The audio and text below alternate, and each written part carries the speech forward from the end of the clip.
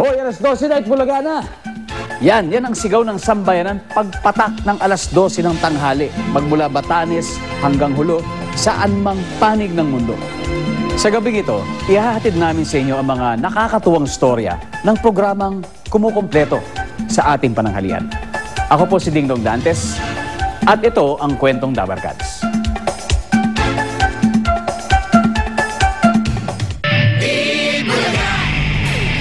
Naka-6 na presidente ng Pilipinas, tapos naka-3 EDSA People Power.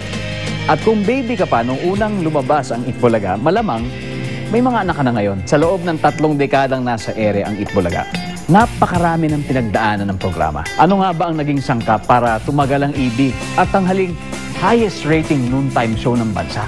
Itbulaga!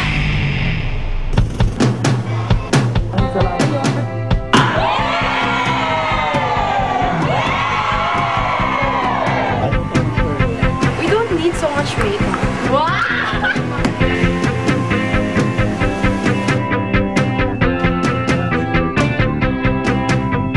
Sa backstage ng Itbulaga, nito lang Biyernes, Sabado, abalang-abala ang bawat isa para mairaos ang isa na namang palabas na magbibigay ng tuwa at saya sa mga manonood. Kung panonoorin ang lahat ng Dabarkads, mula sa mga host hanggang sa mga staff, para bang kalkulado na nila ang bawat galaw, bawat takbo, bawat hiyaw sa pagpapatakbo ng nangungunang noontime show sa bansa.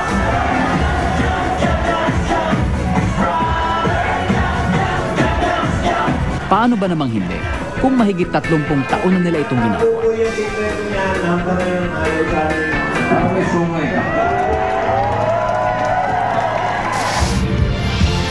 July 30, 1979, bumulaga sa Philippine TV ang isang programang maghahatid daw ng 1,001 tuwa. Isang malaking sugal na tapatan ang nooy namamayagpag na noontime show sa telebisyon, ang Student Canteen. Kaya kinailangan ng matinding pambato ng Itbulaga. Iyan ay nasa katauhan ng comedy trio na sina Tito Soto, Vic Soto at Joey De Leon na mas kilala sa tawag na Tito Vic and Joey o TVJ. Nabuo sila na TVJ sa Discorama at tapos nagpipinshit sila sa Student Canteen. Nung nakita ko sila, dahil mga kakilala ko na nga, sabi ko, pag hindi ito, sinabi ko rin sa boss ko, pag hindi yan, hindi natin maano. Parang sugal to eh. Sabi namin, tanggapin na natin. O sige, tinawagan namin sabay. Tapos sabi namin mag-meet sa parking area ng Intercon. So, wala si Big noon sa opisina ko eh. Tayong dalawa lang. Basta sa mga presyo kasi sila eh. Tinatagahon. Wala. Tayong dalawa lang sa opisina ko eh. Ipinasok din si Chicky Holman bilang female host ng programa. Upang makumpleto siyempre, kailangan ng magandang title at theme song. Si Joey ang nakaisip ng salitang Itbulaga. Si Vic naman ang nag-compose ng kanta, katulong ng ilang head writer nila noon. Alam niyo ba na muntik na mawala sa ere ang noontime show sa mga unang taon nito dahil sobrang lakas ng kalaban niya at saka walang pumapasok na commercial o advertisement sa programa noon? Nakalubog kami talaga sa utang. Nakikiusap ako araw-araw para lang ma-air yung show. Dahil wala kaming malaki yung utang namin, wala kaming pambayad, so hindi kami ma-air. Hello and a very pleasant good afternoon to all of you. Time na sa sweldo kami after a long time. Ay, naku, ganda niyan. Yung may dala nung sweldo namin na cash, naiwan sa taxi. Pero buhay pa yung taong yun sa awa naman. Ting makikita. Buhay. Dahil hindi namin nakita. Dahil kung nakita namin, nagsusuko namin. Pero hindi sila nagpapigil. Wala mang sweldo sa halos 6 na buwan, ipinagpatuloy nila ang pagbibigay ng kasiyahan. Marami pa ang pinagdaanan ng Itbulaga. May ilang programa pa ang tinapat sa kanila at naging matinding kakompetensya. Hanggang sa maisip nila ang isang contest na bumago sa kapalaran ng Itbulaga, ang Mr. Macho.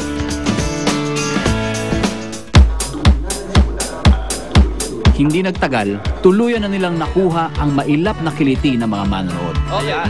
Uy, papagana. Papagana. Yun ang naging iba ng Bulaga sa Student Canteen. Student Canteen, decente talaga. Formal. Lumabas kami, parang alternate Okay ito mga mukhang dukha ito. Eto, nakapambahay ako. Sila, Jorge, nakapambahay din, okay. Talaga yan, Naging komportable sila sa amin. Mabilis na umarangkada ang Eat Bulaga hanggang sila ang tanghaling #1 noontime show. At ang sabi nga nila, the rest is history.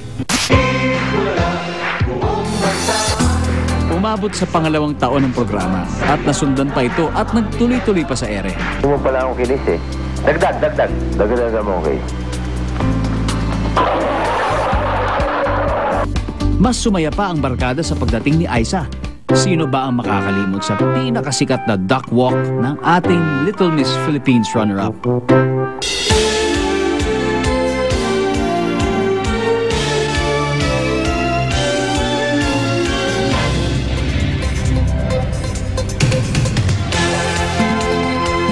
At taon-taon din, palaki ng palaki at pasaya ng pasaya ang pamilya ng Eat Bulaga. Ang mga co-host o dabarkads na minahal na rin ng EB fans. May mga orig na kabarkada. Naku, ang mukha nito hindi mapinta. And welcome to Eat Bulaga. May ibang nariyan pa. May mga minsang naging parte ng programa. At may mga tuluyan na rin na maalam. Good afternoon sa inyong lahat. Hanggang sa dumating sila sa kanilang 25th anniversary, ang pinaka-engranding selebrasyon ng Eat Bulaga sa Clark Centennial Expo noong November 18, 2004. Sa mga nakisaya sa mga palaro, may nanalo, may natalo, may mga nakakaiyak, may nakiiyak, may nakitawa, may silver special ang Eat Bulaga dahil sa inyo. Maraming salamat po, and to God be the glory. Sa pambihirang pagkakataong ito, muling nagsama-sama sa iisang entablado ang mga kasalukuyan at dating host ng noontime show, kabilang na ang dalawang orig co-hosts na sina Chicky Holman at Connie Reyes.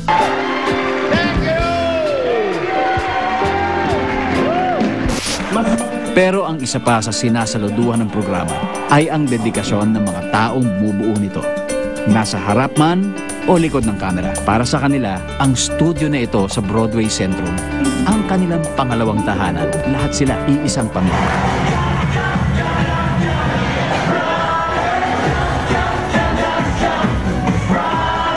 Araw-araw na pagod sa produksyon ng Eat Bulaga, hindi lamang umaani ng ngiti mula sa manonood, kung hindi maging ng di mabilang na tropeo mula sa iba't ibang local award-giving bodies. At maging sa ibang bansa, hindi rin sila nagpahuli. 2005 nang manalo ang Eat Bulaga's Silver Anniversary Special bilang Best Entertainment Special sa prestihiyosong Asian Television Awards. O ha? Saan ka pa? Kasi kami sa Star Awards, di ba? Like, nasa Hall of Fame na kami ng Star Awards. But iba talaga pala, pagkalaban mo, ibang countries, para ka nanalo nga ng Miss Universe. 1 million pesos! Isang dosenang programa na rin ang itinapat sa show, pero walang umubra. Nanatiling #1 ang Eat Bulaga. At ang kanilang pangakong 1,001 tuwa, hindi lamang sa buong bansa. Dahil maging ang iba't ibang panig ng mundo, nakiki-Eat Bulaga na rin. Kasi lalo na yung mga OFW, ang layo nila sa pamilya nila, di ba? Pero pag nanonood sila ng Eat Bulaga, nararamdaman pa rin nila na nasa Pilipinas sila. Tapos natatawa sila, nag-i-enjoy sila. Sabi nga nila, laughter is the best medicine. And that's the best that we can give them, that they would laugh with us. Shake boat. Oh, okay ba yun? Tama ba? Pwede. Tama ba to? Okay.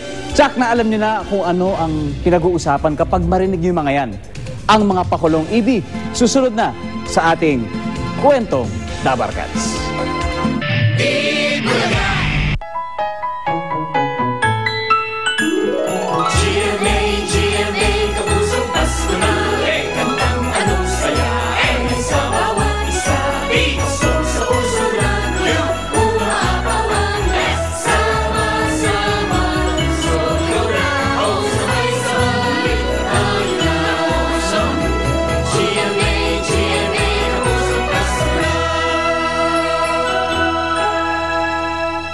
Nawala